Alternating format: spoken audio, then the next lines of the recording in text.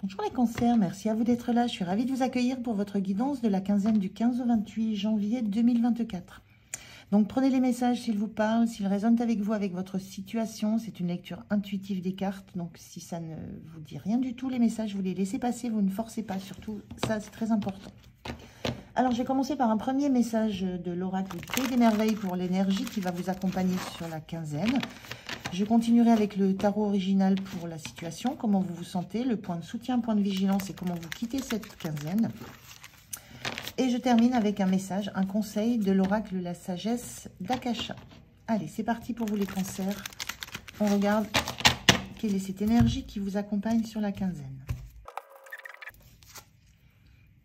Alors on a la carte 22. Définissez votre parcours, sachez où vous voulez aller, ayez un plan, bonne direction.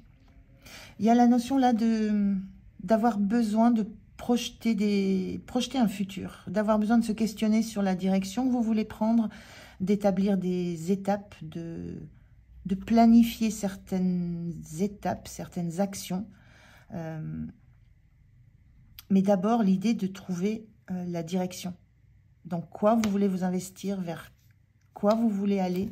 Alors, est-ce que c'est un travail, est-ce que c'est une relation mais il y a la notion là de projeter un plan d'action, de projeter quelque chose et d'envisager les étapes qu'il va vous falloir traverser pour arriver à votre objectif. Et d'abord de fixer cet objectif. C'est peut-être là où se pose la difficulté. On voit cette Alice qui a le regard un peu perdu, qui ne sait pas exactement vers quoi aller.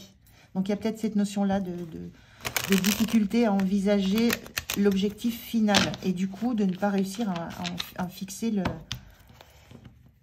le plan, le rétro-planning, en fait. Allez, on regarde la situation. Je fais le tirage et je vous retrouve de suite. Allez, on regarde le dos de deck. On a le 3 de Pentacle inversé. Le 3 de Pentacle, ça parle de projets collectifs, de chacun sait quelle place il occupe, chacun sait dans quelle étape il est dans le projet. Il y a vraiment cette notion dans le 3 de Pentacle inversé de ne pas savoir, d'idée du projet final dans lequel vous avez envie d'aller, de ne pas avoir non plus de projection sur les étapes à réaliser, la place que vous devez donner peut-être à des personnes autour de vous. Il y a la notion de ne pas avoir la notion que ça n'est pas planifié, et il y a une notion aussi de ne pas trop savoir peut-être vers qui vous tournez pour avoir des informations, pour avoir des ressources. Il y a cette notion de recherche peut-être d'un entourage qui pourrait être soutenant, qui pourrait être de bons conseils, pour peut-être amener de la lumière sur la façon dont vous pouvez élaborer votre projet, quel qu'il soit. Ou pour aller dans la direction que vous souhaitez, quelle qu'elle soit émotionnelle, sentimentale, qu'elle soit professionnelle. Il y a quelque chose de cet ordre-là. Alors, on regarde les cartes. On a le jugement, l'ermite et le cavalier de coupe. Ok. On a deux arcanes majeurs là qui sont très très puissants. Le jugement, c'est la notion d'une renaissance. Hein. Moi, ce que je ressens, c'est que vous renaissez après une certaine période. Vous renaissez après une période peut-être d'introspection, de réflexion sur votre passé, sur des expériences de votre passé. Il y a une notion d'avoir fait la lumière. Avec l'ermite, on a fait la lumière sur des choses du passé, ce qui nous permet d'appréhender le présent de façon beaucoup plus sereine et du coup d'envisager l'avenir. Mais il y a cette notion ici que cet ermite, il éclaire encore, il a encore des choses à éclairer sur ce qui vous fait renaître. Il y a encore des choses à mettre à, il y a encore des choses à mettre à nu, à mettre au jour. Il y a cette sensation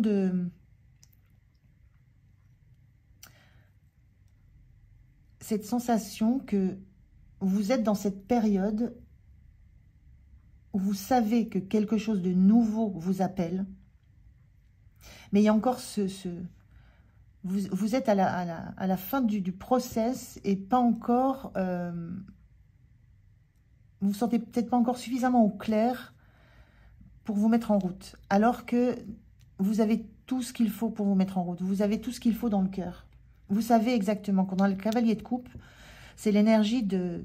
C'est un messager, mais c'est aussi une carte de mouvement qui montre qu'il y a quelque chose qui se met en mouvement. Il y a une notion d'avancer. Et d'avancer avec quelque chose à quoi on tient. Et surtout dans la direction de quelque chose qui va nous apporter beaucoup sur le plan de l'émotionnel, sur le plan du relationnel, avec ce cavalier de coupe.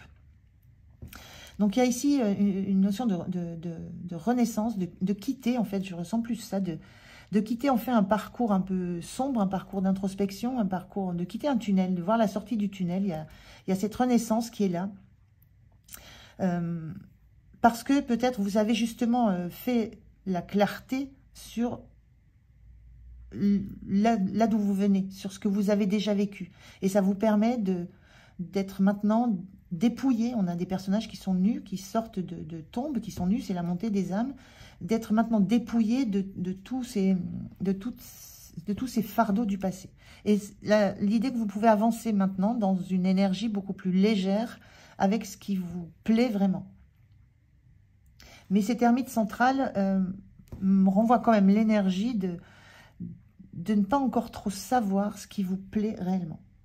D'avoir encore besoin de clarifier ce qui vous claironne aux oreilles, de mettre le... C'est presque de toucher du doigt, de mettre le doigt sur réellement ce qui vous plaît, ce qui va vous motiver, ce qui va vous pousser à vous bouger. Après, on vous parle de bonne direction. Quand on avance avec le cavalier de coupe, on est dans la bonne direction, on est dans la direction du cœur. Donc, il y a quelque chose de très positif. Mais on sent encore cette phase où vous n'avez pas cette assurance encore de savoir à quel point vous montrez dans toute votre âme, en fait. Je ne sais pas si c'est très... Alors, comment vous vous sentez en 9 d'épée? Vous êtes sur une fin de cycle. Je ressentais ça avec ces termites qui ont encore besoin de faire quelques lumières avant de pouvoir envisager de se mettre en mouvement. Le 9 d'épée, c'est quand c'est une notion de déprime, de nuit difficile. On est en 9, on est en fin de cycle. Il y a encore quelques petits éclaircissements à faire. Il y a encore quelques peines à guérir. Il y a encore le mental à surpasser. C'est vraiment des pensées. Ça peut être des cauchemars, ça peut être des idées noires, ça peut être... quelque chose qui vous envahit et qui vous empêche de voir les choses telles qu'elles sont. Et vous êtes encore dans cette énergie un petit peu difficile, mais c'est la fin. C'est vraiment ce que je ressentais là, c'est la fin, vous sortez du tunnel en fait, c'est la sortie du tunnel. Vous sortez du tunnel, vous commencez à entendre claironner à vos oreilles la direction dans laquelle vous allez aller, vous êtes prêt à renaître, prêt à vous élever, prêt à avancer, prêt ou prête à avancer. Mais on est vraiment sur les derniers peaufinement qui vont vous permettre de savoir ensuite vraiment vers quoi vous voulez aller et d'être complètement dans vos envies, dans votre cœur. Pour l'instant, c'est encore... Vous voyez la lumière au bout du tunnel. Voilà, c'est un petit peu ce que je pourrais dire. Ce qui vous soutient, c'est cette reine de denier inversée. Ce qui vous soutient, c'est que vous avez conscience d'avoir besoin de prendre soin de vous. La reine de denier, c'est la générosité même. Elle a de l'abondance, elle est dans le partage, elle apporte aux autres de quoi être bien, de quoi se sentir dans l'abondance, de quoi être nourrie. Mais elle ne peut le faire que si elle est elle-même pleine de cette abondance et de cette nourriture. Et là, cette reine de denier inversée dans ce qui vous soutient, vous savez que vous devez d'abord vous régénérer, vous devez d'abord faire la lumière complète et vous libérer de ce mental qui vient vous assaillir par moments. Vous sentez que c'est la fin d'un cycle, c'est la fin de quelque chose, vous allez vous tourner définitivement vers quelque chose de beaucoup plus joyeux, de beaucoup plus beau. Vous savez que vous allez être entouré, vous aurez les bonnes personnes, vous saurez vers quoi vous allez aller. Mais d'abord, vous devez prendre soin de vous. Et c'est cette conscience que vous avez qui va vous permettre de définitivement tourner la page sur quelque chose de difficile dans vos pensées, qui vous met mal. Donc, vous savez que c'est la fin du cycle et que le temps qu'il reste dans ce cycle, c'est du temps nécessaire pour vous remettre d'aplomb, pour vous remplir d'énergie à nouveau. Le point de vigilance, c'est ce 4 de denier. Le point de vigilance, c'est ne pas rester bloqué dans vos énergies. L'idée avec ce 4 de denier, c'est le point de vigilance, c'est n'oubliez pas de vous mettre en mouvement. Il y a une idée là d'acter quelque chose pour bouger. Il y a une notion aussi de ne pas croire que vous... Il y a une notion d'avoir peur de perdre ici, avec ce 4 de denier. Alors, il était... Donc, ce point de vigilance, n'ayez pas peur de perdre ce que vous avez, puisque vous allez avoir beaucoup plus et beaucoup mieux. Donc, le point de vigilance, c'est ne restez pas campé sur vos positions, ne restez pas bloqué dans une situation énergétique. Je ressens plus cela. Il y a ce besoin de vous motiver à bouger, à aller chercher d'autres éléments concrets, à aller chercher concrètement dans la matière d'autres éléments qui vont vous apporter de la joie et de l'enrichissement. Donc, point de vigilance, c'est ne pas rester bloqué sur vos acquis. Toujours ayez cette envie de progresser. Et ça, vous avez cette reine de denier, donc il y a ce mouvement que vous mettez en route. Il y a quand même cette introspection que vous avez faite. Il y a ce qui vous claironne aux oreilles. Donc c'est un point de vigilance, c'est peut-être sur la durée. Il y a une notion de ne pas perdre de temps avec des choses qui ne vous sont plus suffisantes en fait.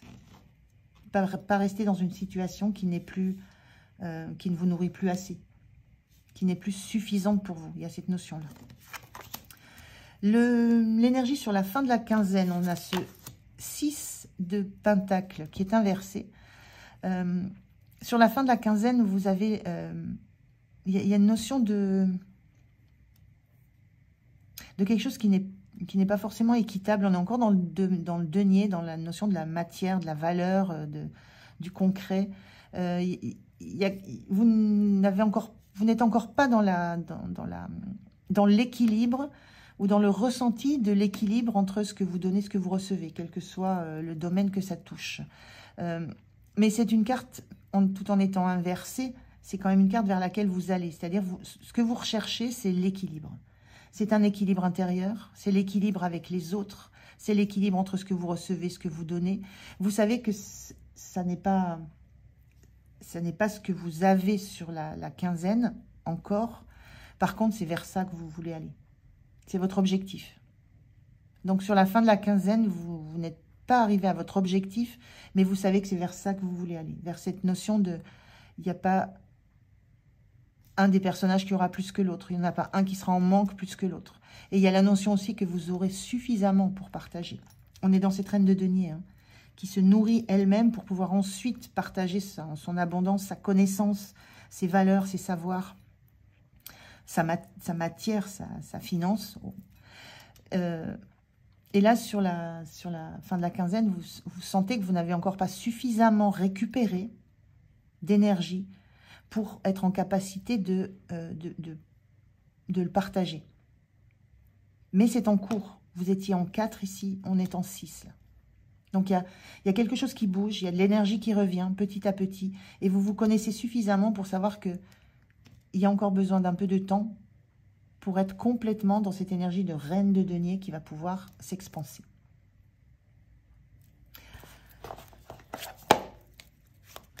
Donc, c'est une belle direction que vous empruntez là, pour vous.